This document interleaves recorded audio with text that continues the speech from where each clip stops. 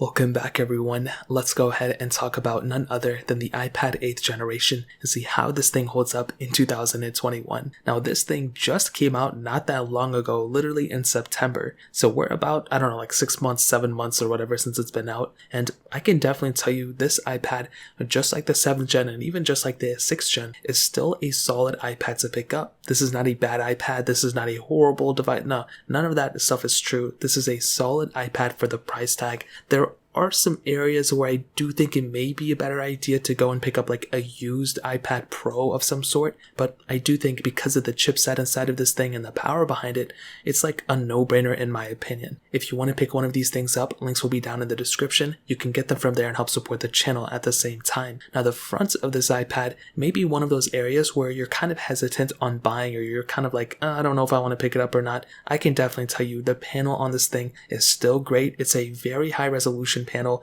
and it's not a bad looking panel. Like, this is still a really good screen for the most part. You have a fingerprint sensor on the front, which some people may prefer over Face ID. You have that front facing camera as well, and as I mentioned before, this is still a solid iPad for a visual standpoint. And another thing you have to keep in mind is that these iPads with home buttons are different than iPhones with home buttons.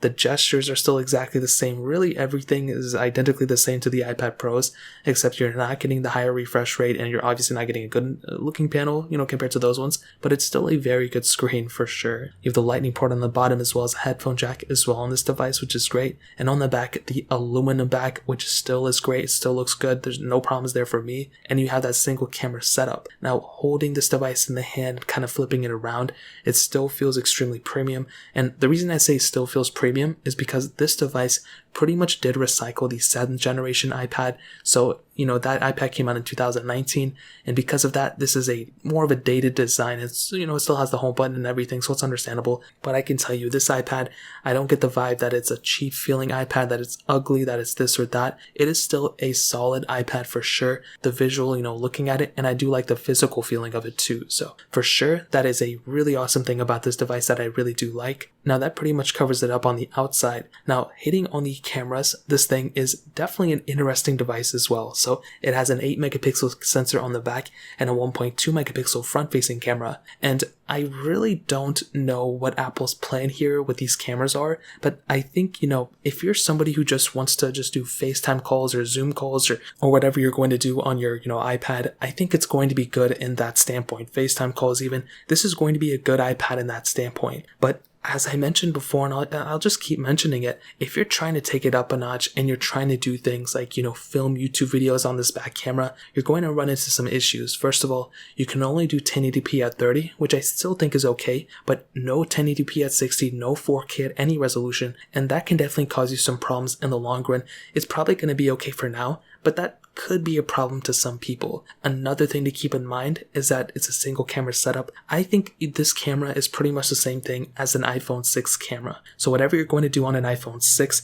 if you wouldn't feel comfortable using that camera, which came out in 2014, you are probably not going to be okay, using this specific camera. So keep that in mind. But I think that's still okay for a majority of things you're going to do for this price tag in this camera. The front-facing camera, only 720p video is there too. If you're trying to film a bunch of YouTube videos and those type of content things from your iPad, again, you may be better off just even using your iPhone if you have an iPhone 6s or newer. And honestly, with this 1.2 megapixel front-facing camera, an iPhone 6s has a higher megapixel count. I would recommend using that camera more than this one. But again, you're not buying this iPad because of the camera. You're buying it because it's an iPad that still has a really, newer chipset on it. So I think in terms of the camera standpoint, that pretty much covers it up here. Now, I think the best reason to pick up the iPad 8th generation comes down to 2 things and probably 3 things. It comes down to the performance, which I'll hit into in a second, the software, which I'm hitting on right now, and the battery life, which I'm also hitting on right now. Those 2 things, the software and the battery, are awesome reasons why this iPad 8th generation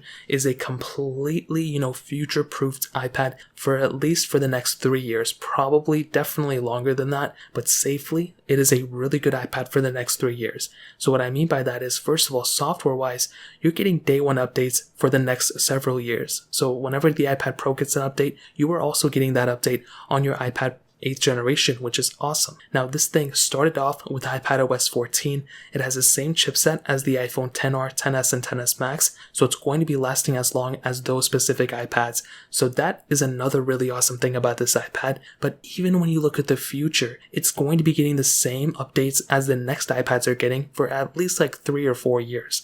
Probably safely 3 years, but it may last 3 or 4 years, who knows. So this software is great. The features of this thing are amazing. I can't really think of, like, off the top of my head of features that the iPad Pro has in terms of software that the iPad 8th generation doesn't have. Like, you still have split screen multitasking, picture in picture, swiping with the gestures and all that stuff. Like, there's not really that big of a difference between the two. So hopefully iPadOS 15 brings a lot more features, but I guess we'll see when that happens.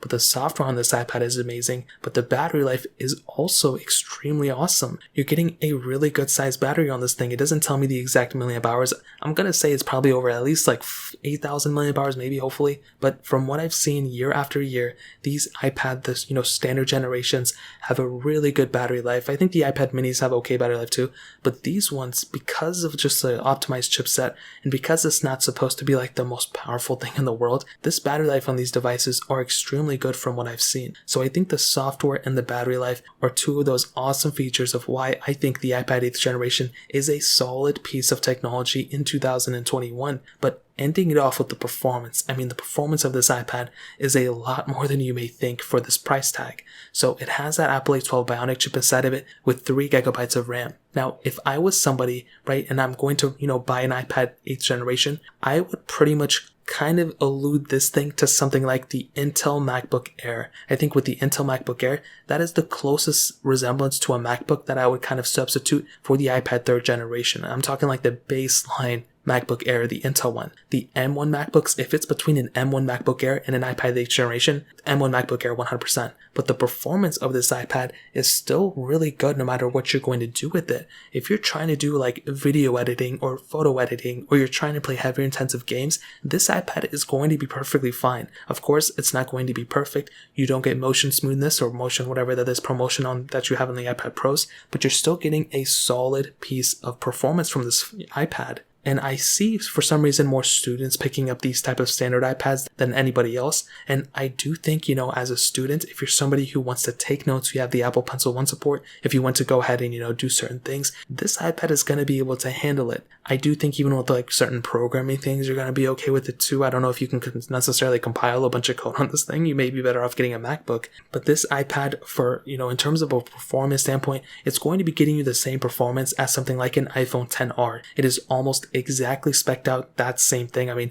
the iPhone XR had the same chipset with the same amount of RAM, and I still say to this day and age that it's still a very good performing iPad. The biggest problem you're going to have in terms of a performance standpoint here, which is not a big deal unless you're really doing heavier intensive things, is the RAM management. So if you're holding a bunch of stuff in the background of your iPad, so a bunch of videos and notes and this and that, then you may experience some issues, but for the most part, you're going to be getting solid performance from this iPad. So I think that is a solid thing on this iPad for sure. So in terms of that really pretty much covers up the performance standpoint. And to kind of sum up this video and to answer the question, is the iPad 8th generation still worth it in 2021? Well, as I mentioned before, I do think this iPad is still completely worth it. It is a solid iPad for so many things you're going to do with it. First of all, it still feels extremely premium. It has a beautiful display, which, as I mentioned before, is a awesome highlight. It also has that Touch ID sensor, which most people may probably like. Lightning port, headphone jack, single camera setup on the back, which is good.